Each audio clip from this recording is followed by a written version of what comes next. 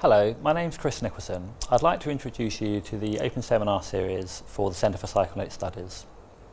The seminars themselves have been taking place for about 15 years since the Centre itself was founded by Professor Carl Filio and David Miller. Topics for the Open Seminar Series are quite wide-ranging. Often they're concerning both academic and clinical matters. Often these are clinicians trying to think academically or academics trying to think clinically about their work. They cover a range of areas such as social care, health and education. And our speakers for the Open Seminar Series come from within the centre itself, from other departments within the university, but also we draw in speakers of both national and international acclaim.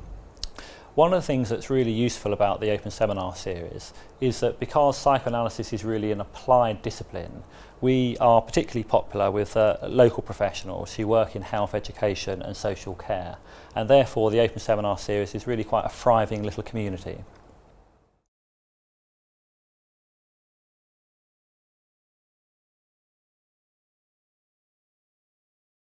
Joseph Aguayo, who's a training and supervising psychoanalyst at the Psychoanalytic Studies in California. And he holds doctorates in both clinical psychology and modern European history from UCLA. He's a recipient of the International Psychoanalytic Association Research Advisory Board Fellowships. He combines his clinical and research interests by specialising in the history of Kleinian psychoanalysis. And there are a number of papers that he's published. These generally appear in the International Journal of Psychoanalysis. And he's certainly currently completing a book, but he's actually just completed it, which is entitled Klein and Beyond, Contemporaries and Successors in London, 1914 to the Present. And the paper that he's going to be giving today represents the fourth chapter from this monograph. So that book looks like it will be out sometime around April. Okay, so you can look forward to that, and you're lucky because you're right in at the beginning of this exciting set of ideas. So if we're ready, Kevin, is that ready? Yep. Okay. So the title of the paper is Historicizing Melanie Klein's Concept of Projective Identification, 1946 to 1957. So, Joseph. Thank you. Should we give them a nice warm welcome?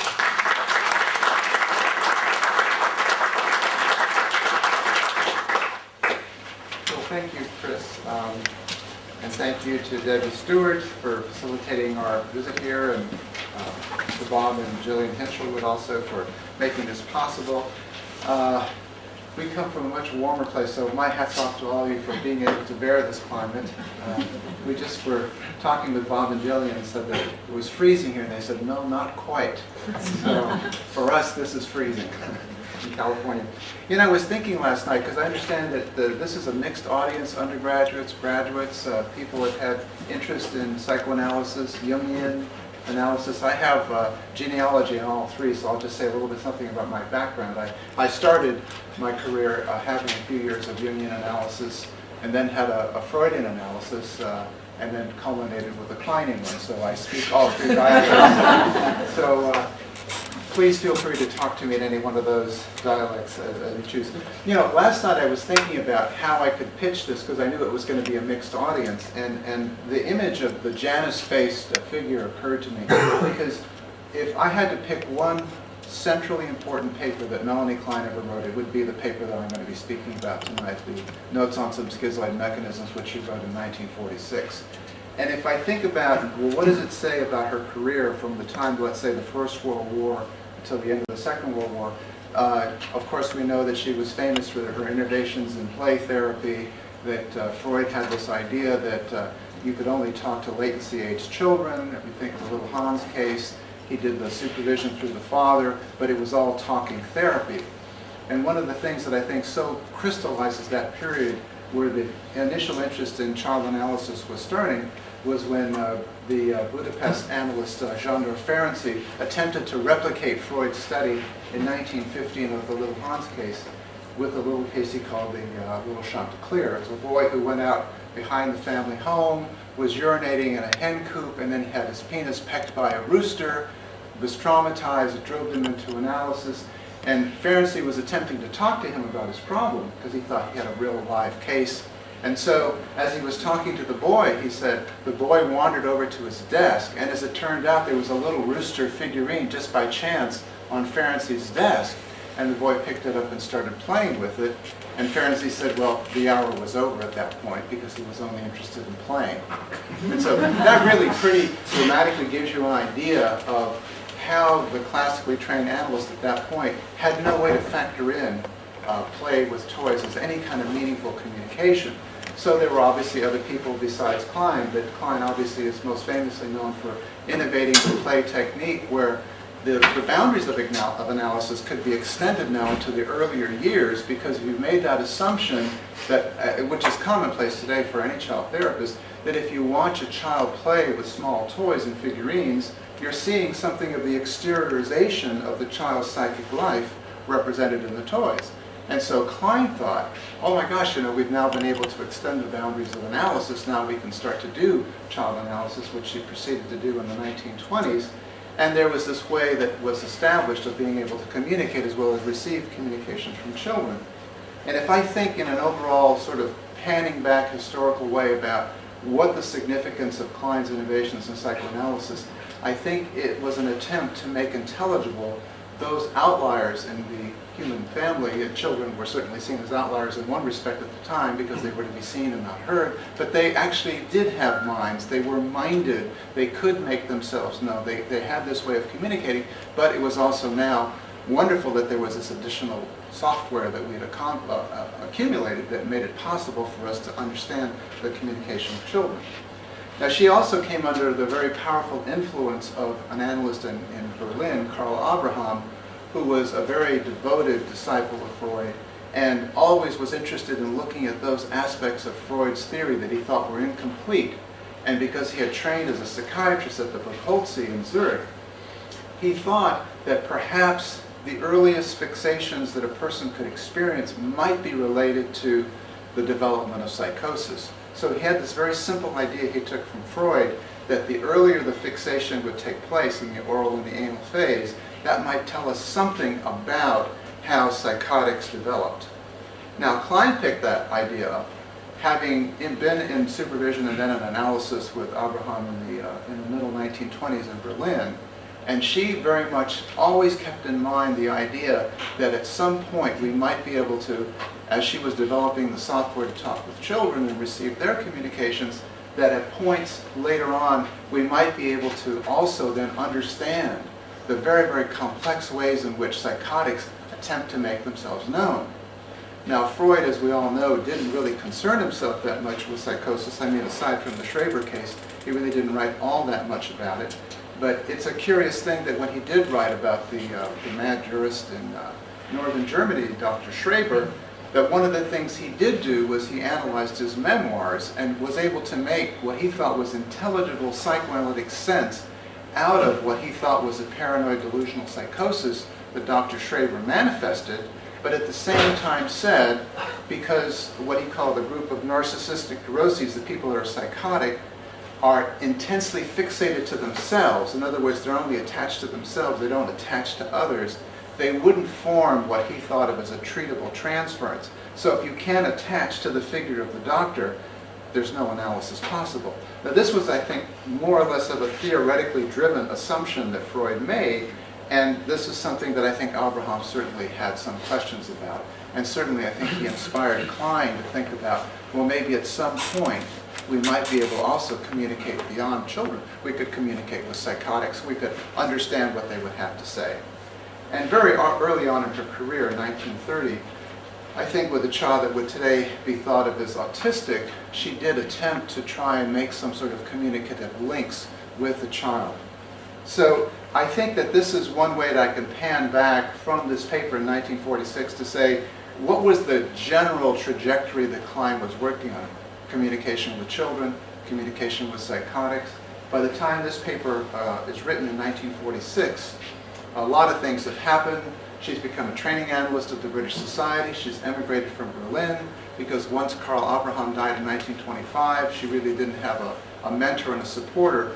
And one of the most startling things about her career trajectory is no university education, the mother of 3 children, and she makes her way to the center of a patriarchally dominated psychoanalytic movement by the late 1920s, and her fame only grows when she moves to London.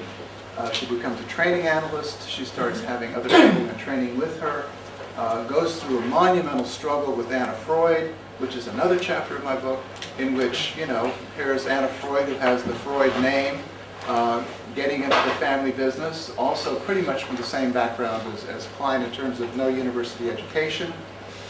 But she had some quibbles with what Klein was proposing in terms of her method of child therapy. One of the things that she questioned was the idea of attributing these incredible symbolic interpretations to children. Like if the mother turned the purse upside down and coins came out, she said, oh, Klein thinks that of babies falling out of the mother's womb. How preposterous is that? She thought of it as a bit of wild analysis. Anyway, it happened to really be very fortuitous for Klein that this happened, because here you have the Freud, Anna Freud, critiquing Melanie Klein in her first book on child analysis, and Klein, who's in London by this point in 1926, 1927, is being mentored and also has a very powerful patron in Ernest Jones. And Ernest Jones, who has all the English rights to Freud's publications, also running the International Journal of Psychoanalysis, decides this is the moment to really put the English Institute on the map. Because up until this point, I think that the London Institute had been pretty much a backwater. If anyone wanted a proper analysis, they either went to Berlin or they went to Vienna. So Jones sees an opportunity by mentoring and also supporting Klein to say, oh, let's put something into print here that will defend Klein's perspective on child analysis, so this is what really starts to put her on the map. And so they would quibble, as they say, from Vienna to London over the next decade or so, until the Freud family had to move under the pressure of the Nazi takeover of Vienna to London. And when the Freud family came to London, all of a sudden you have Anna Freud and Melanie Klein under the same roof. This leads to another very important period, which we won't have time to talk about too much tonight, the controversial discussions from 1941 to 44, in which the contrary views of these two analysts were really pitted against each other.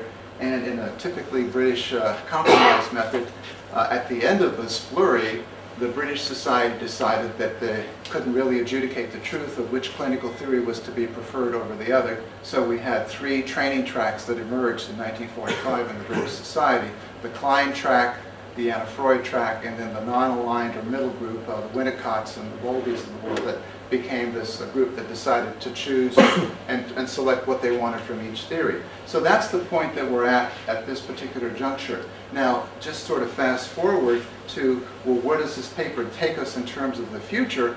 I think because she tries to analyze and also map out what's going to be involved in approximating what psychotic states of mind are, that's basically going to set the table for the Klein movement for the next 15 years. And after the psychiatric medication revolution in the 70s and 80s, where by and large most analysts don't see psychotic patients anymore, it also set the table for the analysis of narcissism, which is still alive and well with us today. So by understanding something about psychotic states of mind, the Kleinians thought that this gave us a way to understand something about narcissistic expression, because let's recall that Freud originally grouped these particular diagnoses under what he called narcissistic neuroses, people that are internal, self-fixated. He grouped together like perversions, narcissism, and psychosis. So that gives you an idea of why this particular paper, if I had to recommend one paper, is the central, and it's probably the most difficult of all of Klein's papers to understand. Let me get into a little bit about what that's about tonight. In 1946, when she wrote this paper, she could say that she had really attained a position of institutional importance. She has her own training track, she has her own analysans, and she was very fortunate insofar that she was such a magnetic, charismatic person that she attracted 3 particular people to the movement. This is Wilfred Bion, Hannah Siegel, and Herbert Rosenfeld, all 3 trained as psychiatrists, and in the post-war era happened to be analysans of Mrs. Klein's. So she said in the paper, I would be most appreciative if someone could come forth and test out some of these ideas that I'm going to put forth in this paper, subjected to psychiatric observation, and that's exactly what this group did. For wherever else you might say about the Klein group in London, they were capable of marshalling and organizing very, very effectively. And I think this is the first sign. As a matter of fact, at this point in time, they're not called Kleinian, they're called Kleinists, which is a term slightly pejorative that Winnicott originated because he thought that everyone should be more like him and just be an individual and have their own theory. So these three particular analysts organized underneath the Kleinian banner, and she writes this paper on schizoid mechanisms, and in that paper they took up her programmatic agenda. Now, one of the things that's very central in that paper, that's central to this day, and that's why I say the paper really is Janus face. It tells you something about the past in terms of her analysis of children, the incorporation of that idea in terms of analyzing infantile states of mind, which she thought is very clearly linked to psychotic states of mind, because she had this developmental schema that basically said it was an assumption that infants and psychotics traverse the same developmental positions early on in life. The problem for the psychotic is that's where he more or less stays, whereas children outgrow that. But there's always that potential to regress back to that infantile core part of the personality. So that's one of the things that she was looking to now extend by now saying, let's see if we can delineate what psychotic states of mind are. And this is what the three analysts under the Kleinian banner took up. Now, she made some rudimentary definitions of projective identification in the 1946 paper. I'm sure most of you have heard of the ideas that are in that very, very complex notion of projective identification. Entire papers and books are still being written about this topic, and depending on who you read, this is one of those concepts in psychology that has infinite elasticity. I mean, depending on who you read, you can read a different version of projective identification. As a matter of fact, I corresponded with someone from University of Graham Clark who is very interested in Fairbairn, and asked me, well, you know, in the elucidation of the paranoid and schizoid position, you know, she did borrow from Fairbairn. Isn't there more that could be said about it? Well, I think the long and the short of it is because it's such a robust concept, a lot of different people have tried to claim it. People have written histories about it. But I'm just going to give you the immediate short history of it tonight. In other words, what Klein said in her 1946 paper, which had to do with not even really formally defining projective identification, but she talked about, and again, this is from an infantile state of mind, harmful excrements projected by the infant into the mother, things that you don't want about yourself. And again, this follows Abraham's notion of the gastrointestinal model, that we rid ourselves of waste, which we don't want.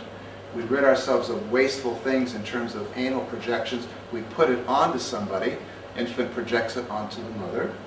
And then, of course, attempts to have some sort of separateness from the mother in terms of not either wanting to be phobically attacked or persecuted by the mother, or have some sense that he can control the mother by some sort of anal mechanism. But they were aspects of the self that were disowned by the subject and felt to be part of the mother. So the mother now becomes the bad, analyzed self. It's also a prototype of aggressive object relations, because obviously there's a lot of aggression involved in these sort of hostile projections.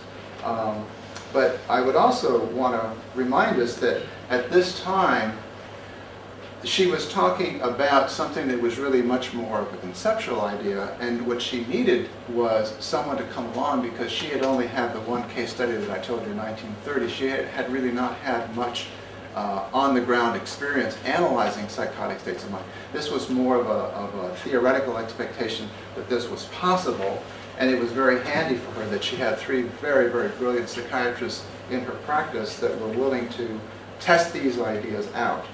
So the first one that I want to talk about is Herbert Rosenfeld.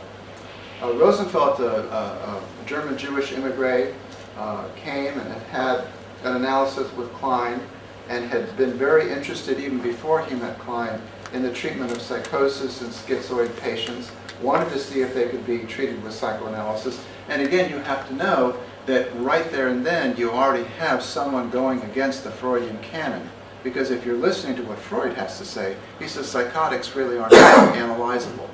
So we really would best leave them off to have someone else deal with them. But Rosenfeld thought this was a challenging idea to see if that could be done, if there was some way we could understand and elucidate what psychotic mechanisms were all about, based on this understanding that Klein was evolving about the paranoid schizoid position and the depressive position. So one of the first ideas that he postulated from one of the patients that he saw was the notion that he called the massive confusion of self and other. One of the things that he says psychotic people tend to do as a main course is to confuse their self-experience with the experience of others. So now he starts to begin to contrast the experiences that he's having clinically with what Klein has postulated in her notion of projective identification, where you're trying to get rid of the bad aspects of self, you project it onto the mother or the analyst, and then you take some distance from it. He said that he thought that psychotics were so much more profoundly confused that they couldn't actually attain that developmental accomplishment. In other words, to get rid of the bad stuff, put it onto somebody else, and then take some distance from it. He said a lot of times it happened the other way around, that the psychotic would remain identified with the bad aspects of self, and then the analyst or the mother would wind up being identified with something that was good. At any rate, it was a notion of profound confusion of self and other, which fits very, very seamlessly, I think, with this notion of psychotic transference. And so again, these are people that are really pioneering in an area that really hadn't been discussed that much by Freud, in which he basically said, if you look at Freud's notion of transference, one of the things that's always present in the transference situation is that as the patient, you can always have the feeling that there is something that you're not wanting to own about yourself that you've now projected onto the analyst. There's an as-if quality to it where you're saying, well, it is me, but it feels like you, and that's really what we're here to sort out. But you have the capacity developmentally to sort those things out. You have that sense that you're in a kind of dramatic play, and those things can be sorted out. Now, Rosenfeld said, by contrast, the psychotic patient can't do that. They can't sort out what belongs to them, what belongs to the analyst, and so there's a confusion, who's aggressing on whom. And in one of his first case studies, a very famous case study he wrote in 1947, the case of Mildred, he thought, exemplified exactly that kind of notion. She thought of Rosenfeld, who was the analyst, as the devil trying to force himself into her mind so that he could muddle things up.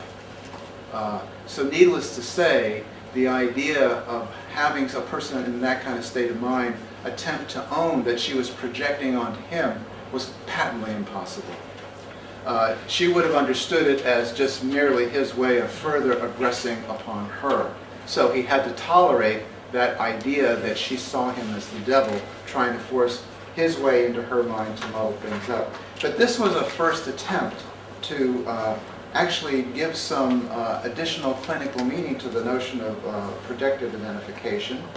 And so he talked about it as a notion that occurred in a pre-splitting kind of way. In other words, where you have the normal infant that can project bad excrements and then remain identified with something good, you have something the other way around in this period of early disintegration and confusion. So the patient would be habitually identified with something that would feel bad and self-persecuting. So that's the case of Mildred.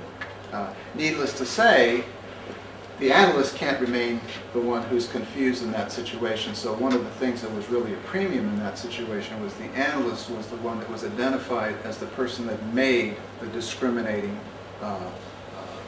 perceptions in the situations, that knew how to sort things out and keep things straight. So that's a little bit about Rosenfeld.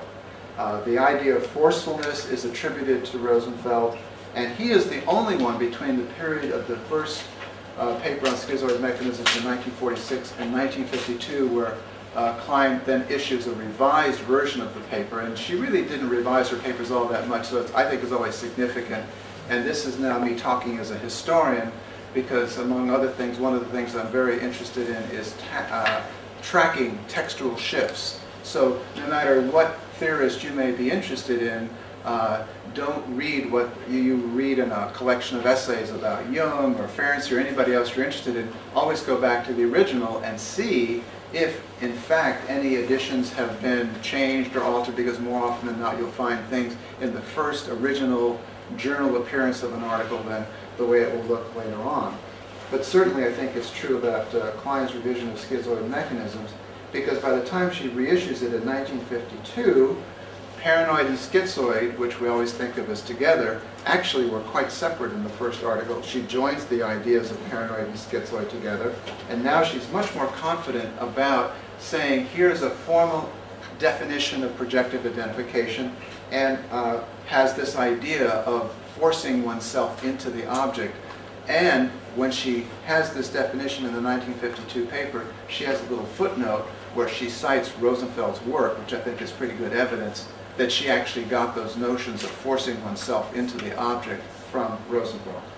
So by 1952, there's a more formal definition of projective identification, and at this point, a second contributor becomes involved. And again, I'm taking them up in sequence. So very clearly, it was Rosenfeld and Rosenfeld alone who made any attempt to deal with projective identification between 1947 and 1952. Then Hannah Siegel becomes involved and gets interested in the whole notion of symbolization. Now, symbolization also has a very long history in psychoanalysis. If you go back to the Dream Book, the whole notion of symbolization, if you use the topographic theory, is a compromise between what's unconscious that's trying to emerge. You have instinctual urges that are trying to reach the light of day. Then you have whatever the censoring mechanisms are that act on those impulses. And then they form the compromise, which is the manifest dream as we remember it. And in those manifest dreams, we often find symbols. So the whole notion of symbolization, according to the topographic model of Freud, was the notion that it served a defensive function. Now, there were various elaborations of it, and again, back to Ferenczi, who made that attempt to analyze the young Chanticleer. Ferenczi had the idea of what he called symbolic equations, where he said that you could equate, the child would equate certain organs with external objects. So Klein picks up this notion of symbolic equations and develops it in the case that I mentioned just briefly, where she was looking at this autistic boy who refused to play with toys. And so one of the things that she started to do, which was very uncharacteristic of her, is that she would suggest certain scenarios to him, which he eventually wound up taking up. But there was obviously, as you would expect with an autistic child, extreme constriction in terms of wanting to use the play space to express himself. Hannah Siegel picks this up and starts to notice that in certain cases that she tries to treat of psychotic patients, that psychotic patients have a tendency to make what she would have thought of, and we would think of naturally, as false equations between certain objects and what the objects represented. So for instance, there was a patient that she saw that she claims was the first patient to be seen in analysis in England, the case of Edward, in which he had been in carpentry class and he made a stool. And she thought, well, it might be nice to talk about that with him. And when she did, he got very, very embarrassed, because in his mind, in the psychotic state of mind that he was in, the idea of making a stool was shitting himself. So it became a source of tremendous embarrassment. And that was what started getting her attention more and more, this kind of false equation that the psychotic would make between things and the things that they were attempting to represent. So she said, well, we have to play that in. We have to understand. And again, it is the language of symbolism that we deploy in dreams as normal neurotics. But the psychotic is particularly fixated in the idea of equating things with what they represent. So there's another very important idea. She said it was profoundly difficult to talk with Edward about any sense of feeling castrated. I mean, we might use that as therapists as a metaphor for feeling ineffectual or feeling powerless or feeling helpless. But again, when he heard her say the word, he was thinking he was literally castrated. So then again, it became a source of tremendous inhibition, and they weren't able to talk. Anyway, she thought that this idea could help us again understand what it meant to have the experience of being in a psychotic state of mind. One trajectory that I think the Kleinians are very interested in accessing at this time is, what does it mean to be in a psychotic state of mind? And one way you can look at it, if you like experimental psychology, is that they were trying to elucidate what they thought these central key mechanisms were, while at the same time, in effect, freezing any kind of notion of the environment. So when you see them trying to deal with any notion of environmental impact, which obviously is important in the development of schizophrenia, people that were writing about this in America, like Frieda von Reichmann, the notion of the schizophrenogenic mother, there are types of mothers that induce psychosis. That was something that the Kleinians pretty much didn't want to deal with at the time, because they felt that they were dealing with the primary order, and the primary order is to try and approximate and understand what a psychotic state of mind was. So that's a little bit about Hans Siegel. The last, and I think probably the most difficult person to talk about, is Wilfred Bion, who had the good fortune to come in right at this juncture where Rosenfeld had made his original elaborations of projective identification.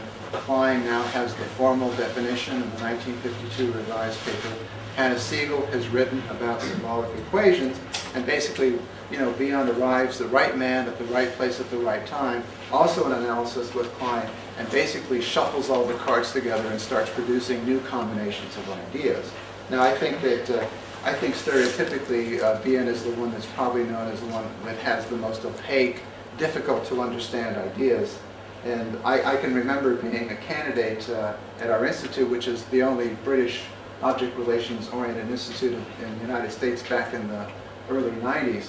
When I went to my first Bion seminar, I just absolutely couldn't understand heads or tails of what it was he was writing about. But I noticed in the Introduction to Second Thoughts, which was a collection of his essays from 1967, he said that I like to write in plain expository English. And then you flip open, I just flipped open randomly to an open passage, and there was a Euclidean theorem in geometric speak, a quotation in Latin, and some obscure play from Shakespeare, all in one paragraph. And I thought, this doesn't sound like clear English to me. I raised it to the seminar leader, who got very annoyed and said, well, it's pretty plain and pretty direct to me, but so it goes. And I found myself actually quite put off by Bion for a number of years before I was able to actually come back to it and appreciate it by beginning at the beginning. And I think that's a wonderful place to start. His early papers on readerless groups and experiences in groups, I mean, it's just so fundamentally key to what the experience of group therapy is like. And comes up with some very innovative ideas that are a little bit easier, I think, to enter into before you get into the period that we're going to talk about, which is his papers on psychosis. Because with Bion, you have a number of different interesting confluences. One thing that I've noticed in my own research, because again, I like to track texts in the beginning and see how they develop over time, he too has a paper on group dynamics, which he revises. He wrote it in 52, and then he revises it again in 55, and there's a number of shifts that are going on in that time period. But one of the things that he takes up is something that becomes absolutely central, and still is central today to the Kleinian development, which is the notion of the communicative impact of projective identification. So let me just contrast very briefly and very in a kind of caricature form of what Klein's definition of projective identification was, because she says it's an unconscious fantasy. Remember, we're talking about unwanted excrement and projected out. So it's an unconscious fantasy that you're trying to rid yourself of. And in that kind of intrapsychic model, the analyst is kind of an objective decoder of what the fantasy's meaning is. So this is sort of like a caricature of Freud, the objective neutral analyst who's supposed to decipher the meaning of the particular unconscious fantasy is just going to do that. Now, in Bion's elaboration of it, he said that he actually thought that, yes, that part was true. It was a necessary element in the definition of projective identification, but he also added this other aspect of it, which was it also has, listening to certain fantasies, can have an impact on you as the analyst listening to them. So he started thinking about the communicative impact. Now, I think he was obviously moved in this direction because he was dealing with psychotic patients. If you've ever talked to anyone who's psychotic, it's quite jarring. I mean, it immediately puts you into a world that you don't really have much escape from because it's sort of forced on you. And one of the things that he was very taken by was the violence. And again, think of Rosenfeld's idea of the analyst forcing himself into the mind of the patient so he could confuse her. So the idea of forceful projection would have an organizing impact on the analyst. And so this is something he became very interested in. One of the very key ideas he also evolved as he was doing these analyses of psychotic patients was the whole notion that the psychotic attacks his own mind. Okay? So the notion that there's such a hatred of reality that you wind up attacking your own perceptual apparatus is something that's very key to Bion's ideas at that time. Now again, as the analyst in that situation, you're the one that has then, you're the repository of being able to make sound discriminations, being able to keep things straight, being able to help people sort things out. And sometimes, obviously, that would arouse envious attacks on the patient's side because, you know, there they see you plodding along, being sane and doing all the things that they can't do. So obviously, you thought that that would stir up a tremendous amount of envy.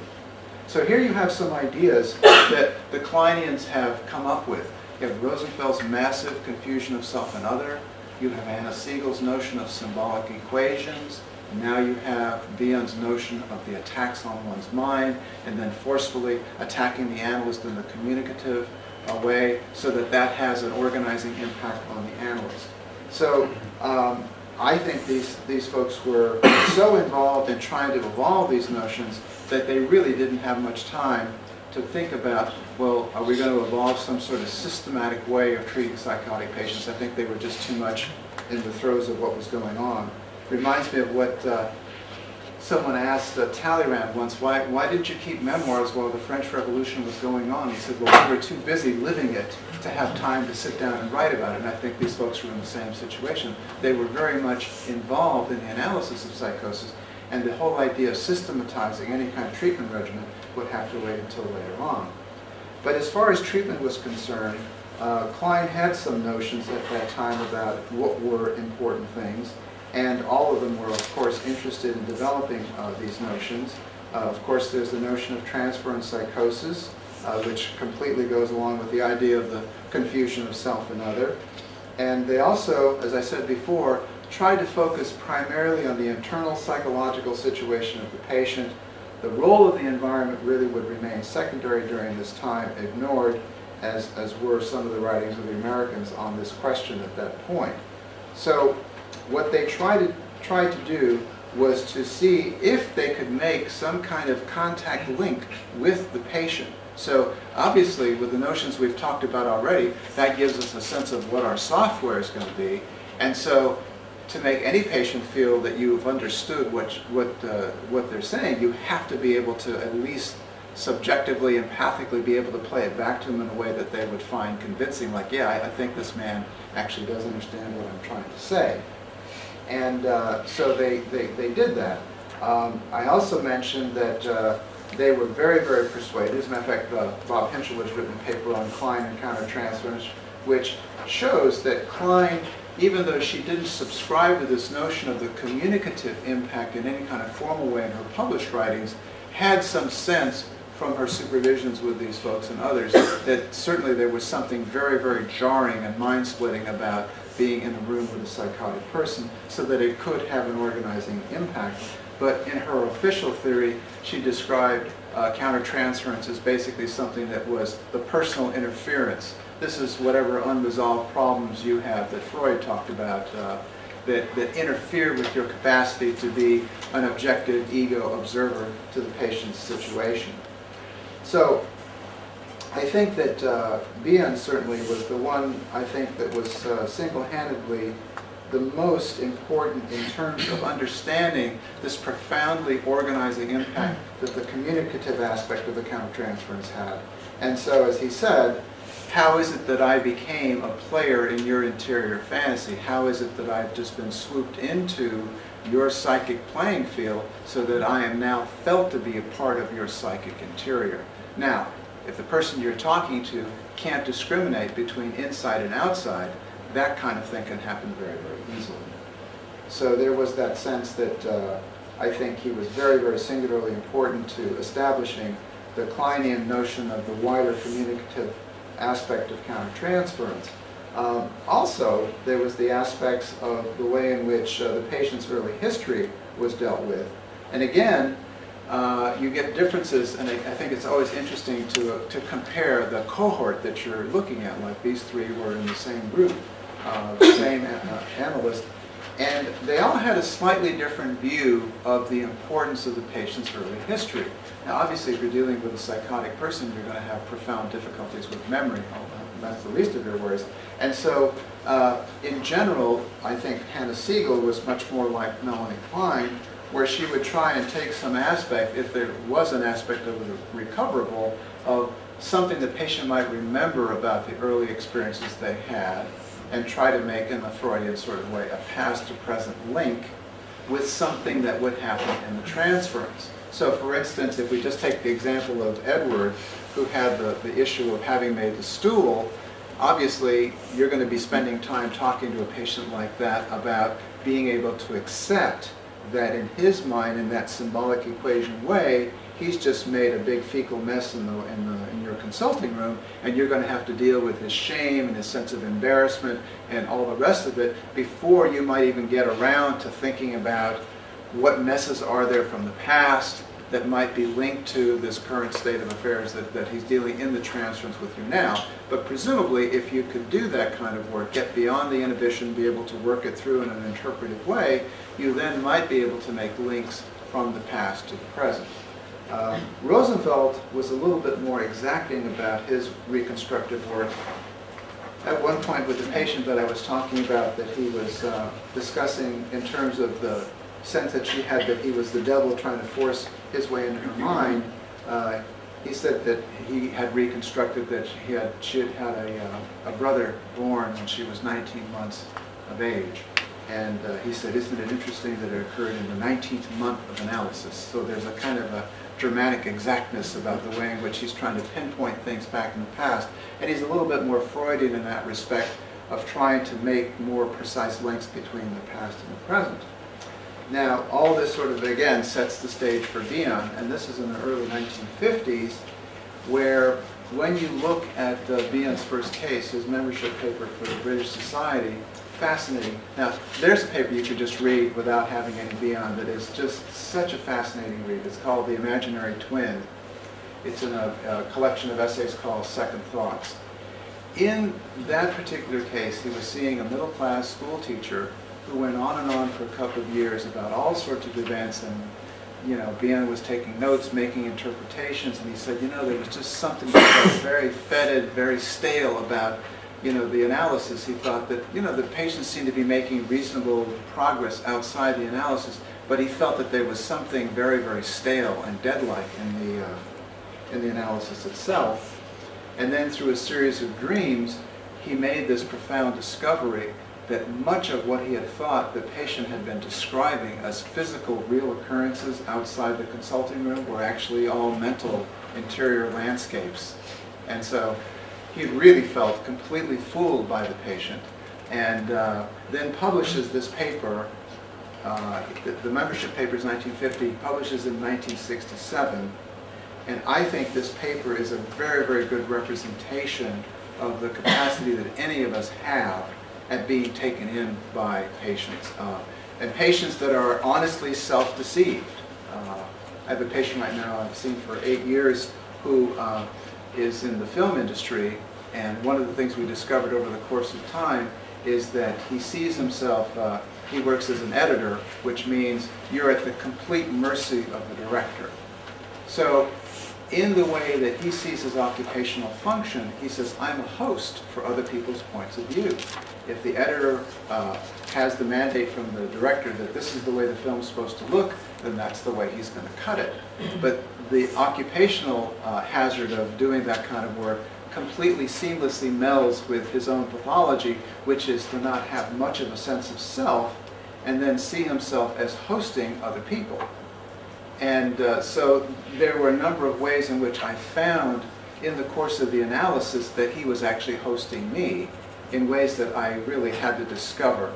For instance, in the beginning he was only coming in twice a week, and when the juncture came that we were going to discuss him coming in more often, he would say, well, I'll have to think about that. And so I would wait for him to say something about it, and then nothing would happen.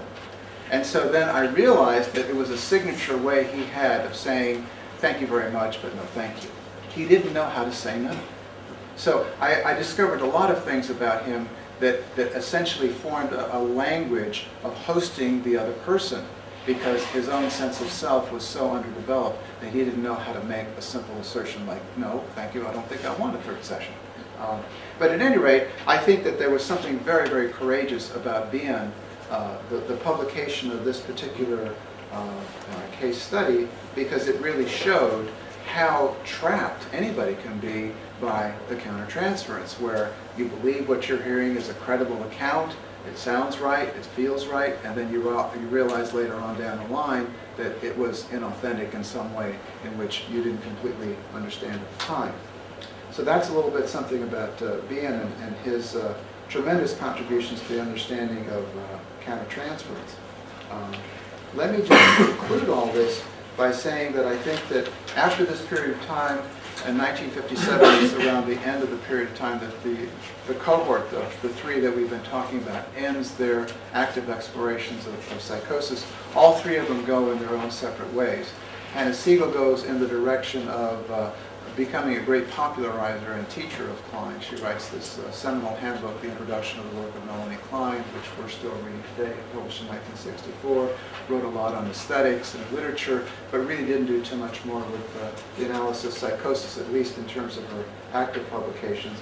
Herbert Rosenfeld went on to a very, very distinguished, was distinguished by what he did in the psychosis period, but is probably most famous and remembered for his work on clinical narcissism. In fact, I'm giving a paper on Saturday on Rosenfeld's contributions to clinical narcissism at the UCL conference that's going to honor the contributions of Ron Britton. But he's a central contributor to the notion of narcissism. And again, just a little footnote on this, the whole analysis of psychosis is very, very strongly prefigures his interest in narcissism. Because again, remember that Freud grouped the narcissistic neuroses as an entire bunch, and from that Rosenfeld derived the understanding of narcissism. And again, that was, you're fixated internally, your attention is turned inside, so you're relatively less concerned with the outside. It wasn't too far from that to get to the whole idea that Rosenfeld became very famous for, which is this notion that unlike the way a psychotic confuses himself and others, the narcissist instigates attacks on an object that they have deemed to have good and desirable qualities that they want to appropriate something from. So they want to have what my colleague Jim Grosstein calls bad dialysis. They want to leave the bad stuff with the object and take the good stuff with them. So that's what we think of when we think of narcissistic appropriation. Anyway, I think that Rosenfeld was very central in the development of those notions of clinical narcissism. And then, of course, Bion went on to the career that he went on to, the theory of thinking, which ironically evolves out of this period where he's working with the psychosis papers.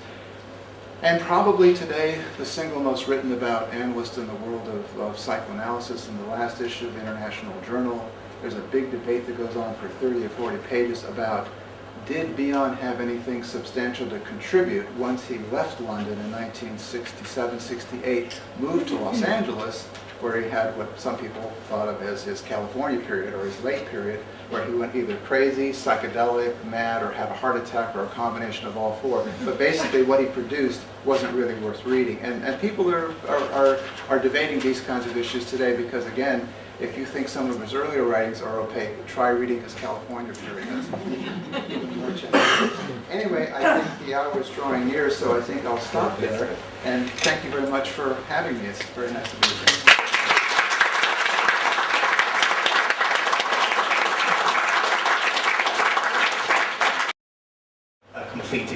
categories within the analyst and not involving the analyst at all, and those who will be more intersubjective about it and think it's a co-creation of that projective identification. I just wondered if there's something you might, if you had some thoughts on that. Okay. Why don't we gather some comments and then we'll see where the group is, because I'd like to have a sense of hearing a number of voices before I just respond to any one particular that have your question in mind. Anybody else? Yes. I was wondering about what you might think about the relationship of Bion's theory of groups and his later theory. Okay.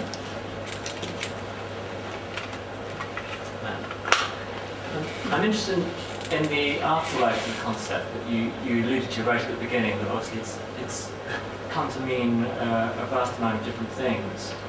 But at some point, one of the ways in which it was taken was as no longer referring to a psychotic mechanism, but as being applicable, being a concept that was usefully applicable in all sorts of other contexts to describe more normal kinds of relating. And it can start to describe any kind of mental relationship. And certainly it's been taken up in sociology in lots of different ways by certain kinds of writers. So I'm wondering if you could say anything about the point at which it might kind of escape from the circle of interest in psychosis and suddenly taken on that kind of more diffuse note. Who was it? Was it Bion's work on thinking? Was this some later point where they kind of moved away from that original focus? Yes. Yeah, look, I'm a social historian, and I found it a fascinating paper, and you talk very interestingly about how these analysts were thinking about, or to what extent they were thinking about the patient's earlier history. But I felt that your account of these three figures was actually working very strongly within the kind of clinical space, but that there wasn't much social history around there. So I wonder if you're thinking kind of in terms of social context. For example, I'm fascinated to know how much these three figures were communicating with each other, or how much they see each other as rivals for Klein's attention. I mean, what would the social context, what would the story be there, and how might that relate to the different developments that are going on around Klein? It's very interesting.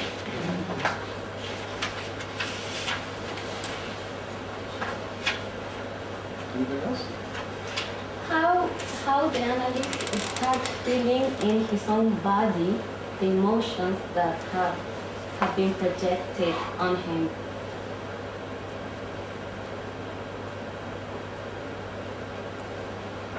How is that mechanism? You mean the bodily sensations that one has with patients? Okay. Oh, it's a very rich variety of comments.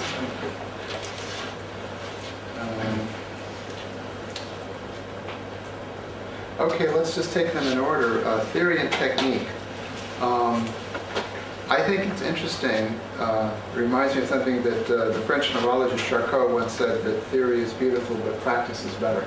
And I think that there's a real bias in the Klein group, which I haven't mentioned, that frequently a lot of seminars will start with clinical material. What your knowledge of the theory is, I think, in certain ways is assumed to be secondary to the understanding of clinical material. And since the advent of the work of Betty Joseph in the last 25, 30 years, I think that's become kind of like de rigueur for the Klein group, that they generally start seminars with clinical material. Like I'm doing a presentation on Friday night, which is a transcription of 2 consecutive sessions, and it'll be gone into in great detail, because I think the assumption is that if you know how to handle the clinical interaction, that's probably as good a way of saying you're approximating an understanding of the theory.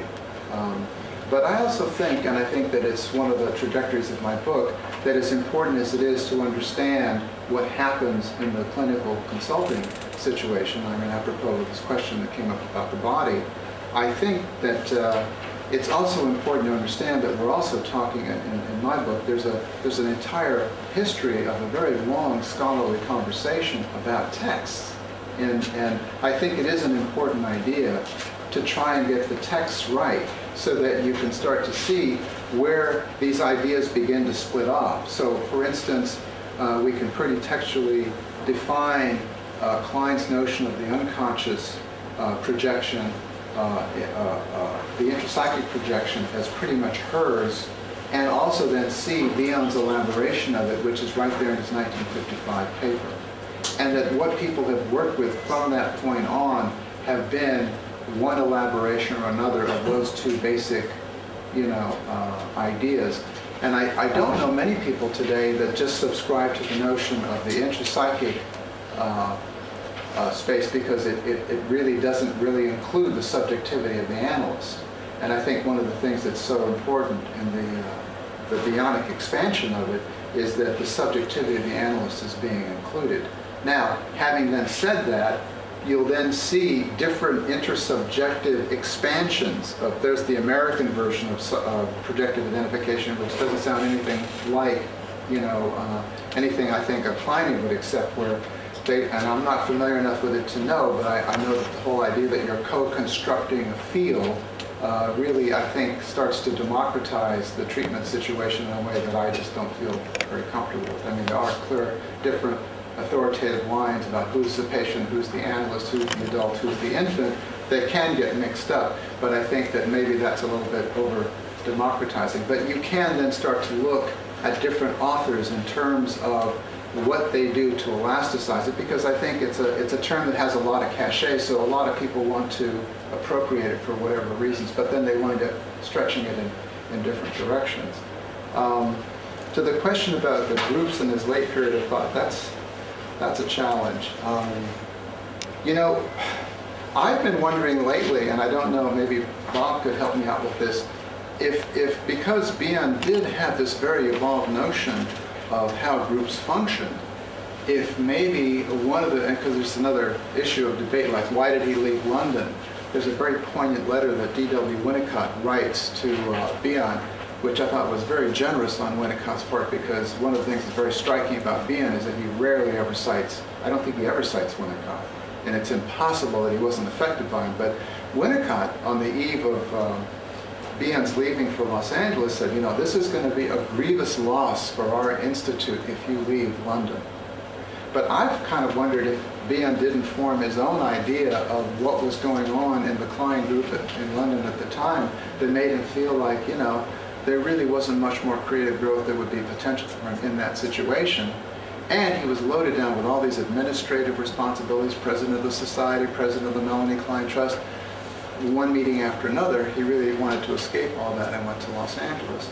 And, for all we know, part of what may be at stake in the whole notion of the London Kleinians thinking as a group that there isn't really much to recommend the reading of late Bion is simply because he abandoned them and left them and went to other grounds, warmer grounds, I would say.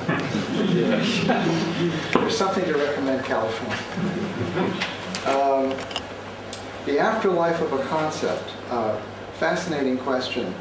We didn't mention this, but I think out of this period, another very, very important notion that I think is really crystallized by these papers is that it becomes axiomatic for the Klein group that there is what they call the psychotic, or some people say, in California they say there's a baby core to the personality, but here we say psychotogenic, that if you analyze anyone, you're going to find a psychotic core somewhere. Now, obviously, some cores are bigger than others. I think Freud even said in the Dream Book, all of us at any one given point in the day in our dreams are psychotic. I mean, representing things in this fantastical way that couldn't possibly be. So that's a way of saying that's a window into a psychotic aspect. Now, because Freud grouped together psychosis and perversions and narcissism, when Rosenfeld then extracted the analysis of narcissism in the 60s out of that particular template, he was going to say, as he did, that there was an aspect of the narcissistic personality that is crazy. I mean, what person goes around saying, let's see, how can I establish a relationship with you where I can appropriate as much as I can from you and give you nothing in return?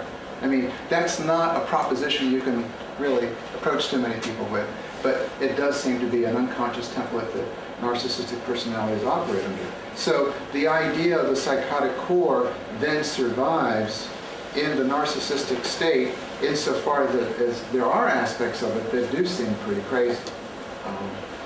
To the question raised by our social historian colleague, it's fascinating stuff. I had the good fortune of having lunch with John Forrester the other day. He was very interested in this whole issue of social context and who knew whom and at what time. And it is interesting. I don't know if there's any correspondence because they were all living in London at the same time. So what written correspondence there is, I don't know. I don't think I've ever seen anything. But were they competitive with one another? Gosh, that would be hard to answer. But what we do know was that Klein was obviously very capable of organizing people into a cohort group. Now, what is interesting, I think, from a social historical perspective, is that as this is going on, this movement of cohort organization amongst the Kleinians is scoffed at by people like Winnicott. Winnicott says, oh, you get these people organized under this Kleinist banner, and they just wind up producing one cliche about internal object relations after another, and there really isn't much to recommend it. But the thing that I think really hurt the independents is that they didn't organize. So you don't have the same thing happening with the independents at the time, where they would have, let's say, formed an organized cohort and say, well, we're going to take on trauma or whatever might have been an important variable to the independents, and we're going to publish a concentrated series of papers. Because I think that certainly had a lot to do with making much more of an impact than any one of those people could have made working individually. So I think that there's something to think about there. What their rivalries were with one another, that's hard to say. To the other question, which was more a technique question, how does the analyst deal with bodily sensations? I think that's a very personal issue. I mean, I don't know that I've ever really read anything about any kind of systematic data collection that's been done. I can tell you from my own experience, sometimes I do a lot of marital therapy, and probably the most emblematic thing that happens in marital therapy is people argue. Whatever the issue might be, you know, which turn do I take to get to the university, and there was a half-an-hour argument that ensues from that, and you're trying to break people up. I know sometimes I'll get pains in my shoulders listening to people arguing, and then you feel like you're more like a referee in a football match trying to interrupt people. But I know that there are certain colleagues that will have like bodily reactions to talking to people. I had one colleague, a very wonderful clinician, that would start every clinical supervision the same. He would listen to a case study, and he would look around the room and he'd say, oh, I'm in such pain, I'm in such pain. And his response was the same to every case. He said, oh, in my stomach I feel such pain. And so you thought, well, where are you going with this? And as it turns out, that was his central organ that he really referenced in terms of beginning to start to differentiate the material that he was listening to.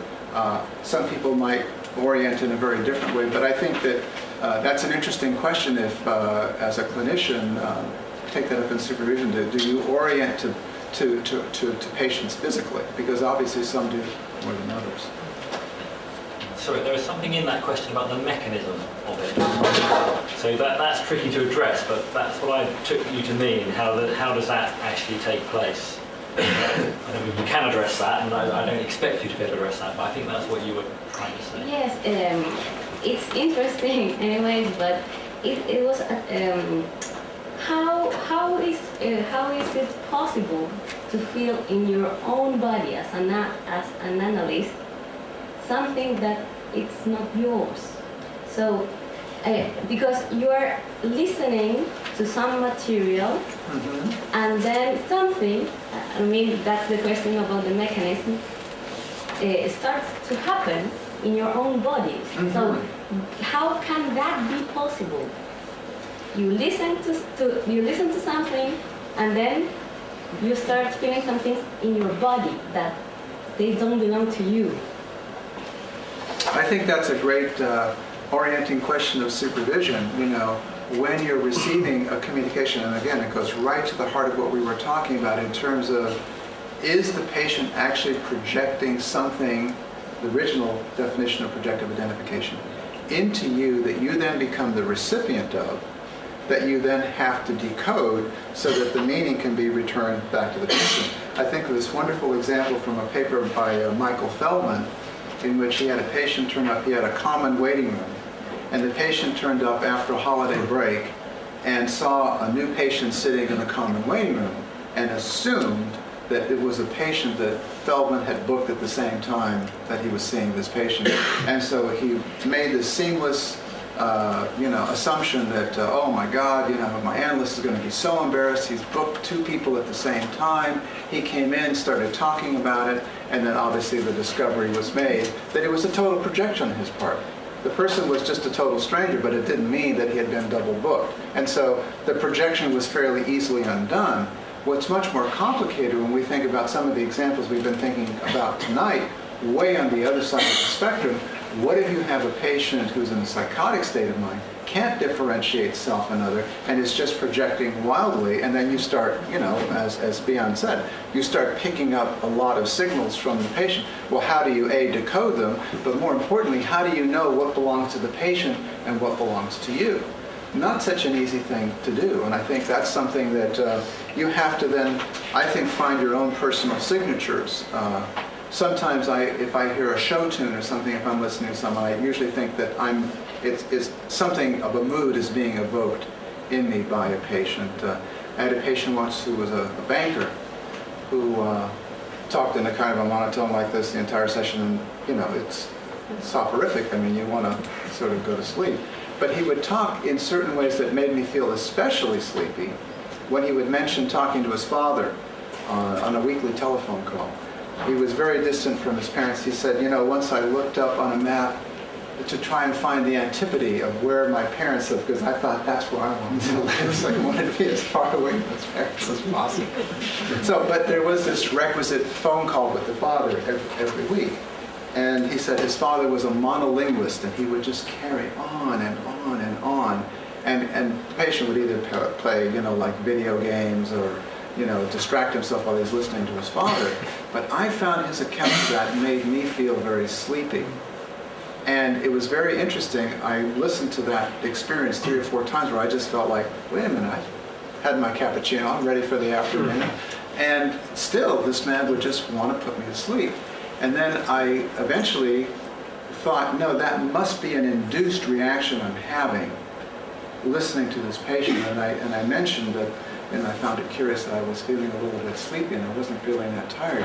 And he said, that's curious. He said, I always feel sleepy when I listen to my father. No matter how much I try to distract myself as he's carrying on his monologue, I always feel like I'm going to wind up falling asleep. And the worst thing is my fear that he's going to catch me napping on the phone. So in that instance, that was, one of those unconscious to unconscious communications where you wind up feeling it in your body. But I think it takes a bit of practice to be able to know what's really being induced in you as opposed to what might be something of your own. Have a new raft of questions.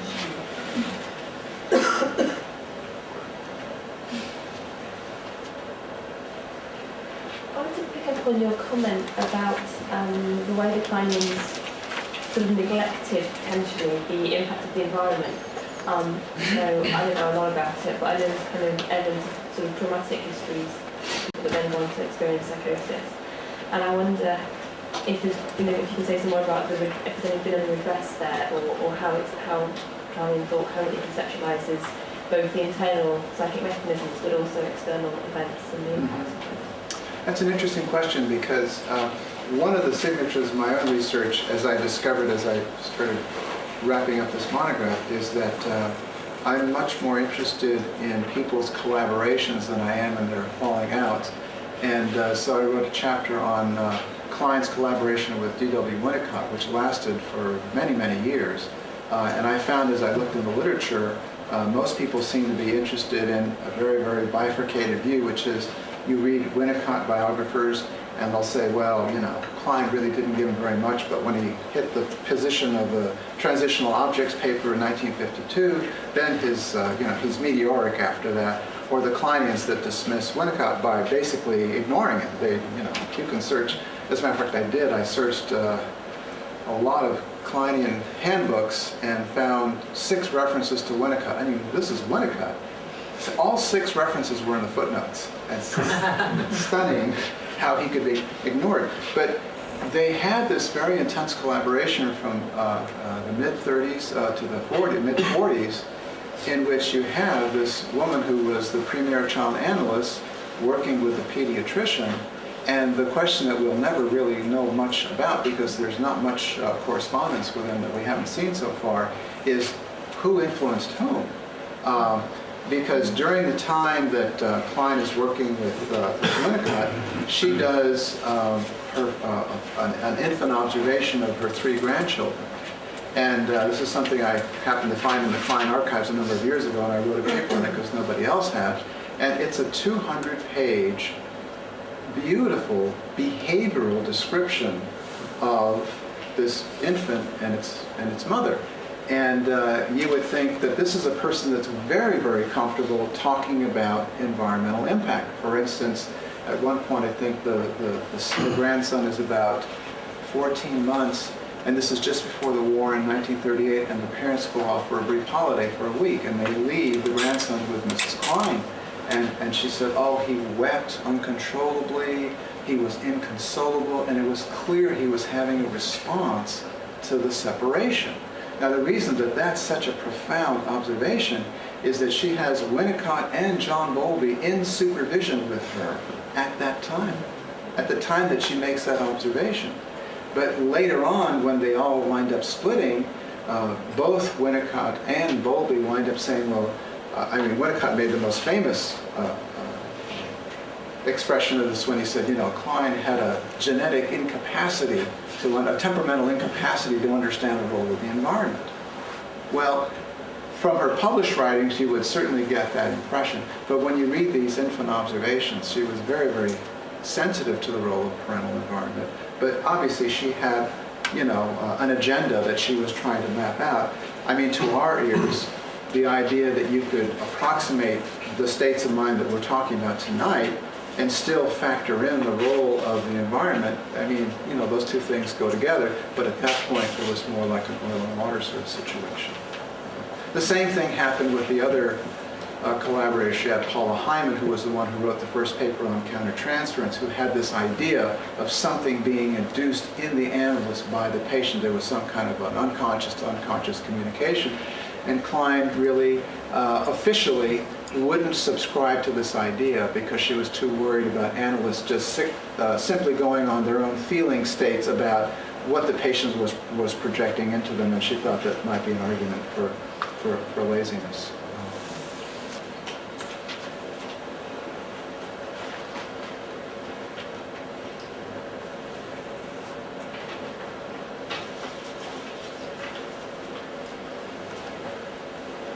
Any random associations? Yes, I was just thinking, I suppose one of the reasons why Bion got into this communication was his experience in groups. Any ideas about that? Yes, this came out of just reading in sequence his papers on groups and his papers on psychosis. And what I saw is the period from 1948 to 61, where he publishes that group of paper, Experiences in Groups. He intertwines. He writes a paper on psychosis, he writes a paper on groups. And it tacks back and forth. And so I thought, well, maybe there was some other meaning for his being able to do that. And one of the things I think that makes some of these notions a little bit understandable in a different way is that he was thinking about, and this is what we spent our time talking about tonight, the psychotic state of mind, how the psychotic can attack himself and then attack the analyst in his communication. But then, what does that individual look like when you put him in a group? And so he evolves that notion of basic assumption groups, that there is something of an unconscious, irrational mentality in all groups that's going to surface in characteristic forms. Now, the thing that I found so riveting about those contributions was that he said he did not think the way Folks did of a collection of people as all discrete individuals that are all projecting onto him in the figure of a group analyst. He says, no, there's a group mind, and the projections that each person makes to what will ultimately register in the analyst's mind as the group projection, he says, are a function of anonymous contributions, which is a lovely phrase. In other words, I mean, as an analyst, if you've ever had a group, or a therapist with a group, you can't sit there and say, what is so-and-so projecting onto me? I mean, you'll miss the whole flow of what's going on. You have to get more of the flow of what's happening in the group and have some sense that maybe there's a need for the leader to be a messiah or a doctorly authority or a particular sort of a role. But those contributions that each individual makes, they make anonymously. So he was saying he wouldn't be able to decipher one from the other. And I think that those kinds of experiences, I think experientially gave him a footing that the others didn't have, because they were all just doing individual analysis. And I think it made him feel a little bit more confident about what it was he was receiving that he could read out as the countertransferential impact. So I think that there's a lot more to be said about being able to sort of weave back and forth between the psychosis papers and the group papers to understand how it was that he was able to evolve these notions that were really just so far ahead of its time that really, I think, in certain respects, we're still trying to catch up with what he did back in the 60s. Yes? I wonder, can you comment about the autistic children with projective identification? Do they have the capacity to have this internal mechanism? Because some people might say there's no mind in autistic person. But if there's no mind, then how could this happen? Right, right. Yeah, I think that really your question, I think, is kind of at the cutting edge of, I think there's some people in London working on this whole notion of how to integrate autistic states of mind with some defining notions that we're talking about. There's a person at our institute, Judith Matrani, who's written a lot on psychogenic autism. And it's true, when you have an autistic patient, it's an animal of a different kind. Because the patients that we're talking about, like, let's say, the narcissistic patients that withhold themselves or attack in this kind of aggressive and appropriating way, are difficult to treat. But autistic patients, I think, are different insofar as they are, withheld within. The mind is a much different animal to try and access. I have the fortune right now to have an Asperger's patient in analysis with me, and it's a very interesting experience. Actually, apropos of the comment you were making about bodily experiences, one very signature experience I've had with this man over and over again is that he'll come, he'll talk, and he leaves, and I feel completely stripped of all feeling. I feel just like lifeless. And I thought, good God, what is that? I mean, that's something I hadn't quite experienced. And I've experienced it a number of times, and I felt a bit encouraged when I read, it's a Swiss analyst who works with nothing but autistic patients. She says she has to go get a physical massage twice a week to rub the feeling back into her body, because she feels that there's like the life force is just literally being drained out of you, because there's so much other kinds of software you have to bring to that situation. So I think it is interesting to think about what makes those patients different that induces that kind of experience. But this is a relatively new experience for me, so I'm just sort of learning as I'm going along. Yeah, can I continue a little bit? Because once I work with autistic with a Vincent, and I just did very little thing, like put my hand on his shoulder, and then later I experienced a huge somatic, like I feel I wanted to vomiting, and then over the weekend, and then when I brought that to supervision, my supervisor also feel that, so it's very huge, and then so until now, it's like a few months later, I still don't understand what's. How could that get into me? Yes, yes. Well, I think one thing, you have to take those kinds of experiences very seriously when you have them, because they'll feel very strange and very eruptive. But I think it's very important to say, well, I have felt something. I don't know how to understand the origins of that kind of experience, But I think that when you feel something that strongly, it's certainly a sign that you need to pay attention to it. Because again, how those things get communicated is very, very interesting. You know, just a historical footnote, way back in the beginning, because I know all of you are going to have a chance to probably see this new film that's coming out, that films tend to come out a little bit sooner, especially in Hollywood. This new film called The Dangerous Method, which is the story of Jung and Freud. And there's a lot of talk in the film about the experience of paranormal phenomena and how they get communicated.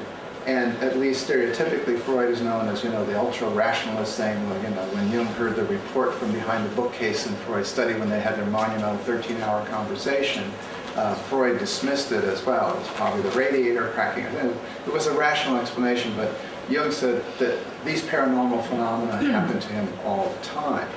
And what we've now found out is, because we have access to the correspondence between Freud and all his different disciples, was while he was saying these kinds of things to Jung to his face, he was then asking his other disciple, Ferenczi, to set up meetings with mediums and table turners to find out, well, you know, maybe he's on to something.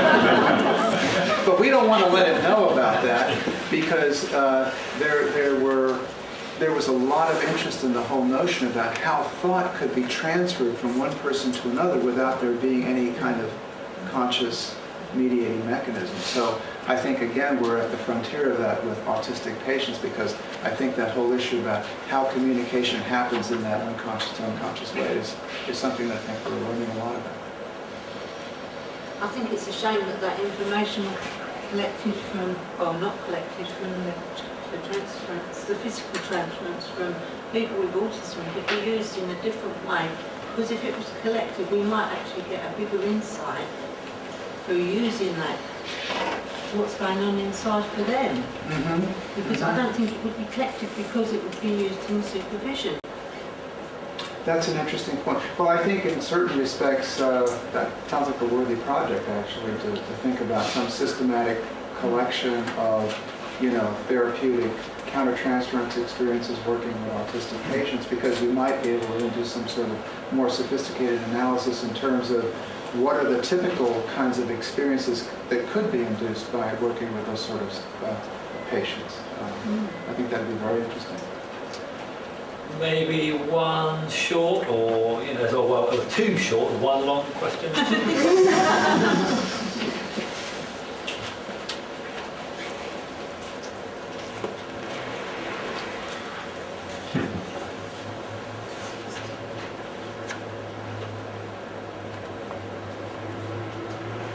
Well, I mean, you said so much about the clinical component and historical, and you've already answered the question I was going to ask about Paula Heinemann. But I'm just wondering, following on what Mike Roper was saying about the relationships between Rosenfeld, Bion, and Siegel, and whether Heinemann's paper on countertransference actually might then have led in that kind of construct to a disenfranchising from the time loop in some kind of way. And I just wondered, is there something historical about that that you know of that you could comment on, and also the other supplementary would be, where was Schmidt-Schmidt-Berg? I think she was she in New York at that time? I don't think so. Interesting question. I know that there's this one supervisee of clients who's still alive in Paris, James Gamble, who's written a little bit about this, who, according to Gamble, who was in supervision with Klein at the time that Heinemann wrote that paper, said that Klein really tried to dissuade Heinemann from giving this paper at the IPA Congress, I think it was in Zurich or Geneva, that summer of 1949. And again, what exactly were the stakes of that, we don't really know. She had been in a very, very long analysis with Klein, 16, 17 years at that point. And there was some exchange of letters, I think, in which she said, you know, do you expect me to be under your shadow forever? Reminds me of what Jung actually said to Freud. He says, how did the student repay the teacher by remaining the student? Quoting Nietzsche. And so I think, you know, she clearly wanted to have something of her own contribution, and she obviously had made monumental contributions during the controversial discussions, and why it would have been that Klein would have taken particular exception to this particular paper is really, I think it's really hard to say. Maybe Bob might be able to comment on it, but it was really the beginning of where they went their own ways. Because again, on the face of it, you know, why would Klein have to have split with Winnicott? You know, he wants to emphasize, as he does after he does the evacuation studies in Oxfordshire, you know, the whole notion of the environmental mother, you know, having something to do with what happens to the adjustment of the child, which again, it's a commonplace thing for us to assume these days, but why that would have been something that they would have had words about and had to break over doesn't make much sense, but in context, of course, those arguments are always quite different. So, Bob, final question. Oh, I was going to say something probably completely irrelevant. I was interested in just going back to the point about the Kleinians not taking an interest in the external world, which is a piece of mythology which may have a core of some truth in it, not a lot. And then the characteristics of these analyses of psychotics, who are people who, as you were saying, are so narcissistic they don't take much notice of the external world. What's the status of that kind of fit, I wonder? Well, I think, to try and answer that question in context, well, first of all, I think there was something very riveting about trying to do this, launch this grand experiment of approximating or trying to understand what psychotic states of mind were. Because one of the things that I think is I think hard about coming to Klein, because I remember the first Kleinian text I ever read was the Hannah Siegel text on Introduction to Melanie Klein, and I thought, this woman is crazy or I'm crazy. The ideas just seemed so wild.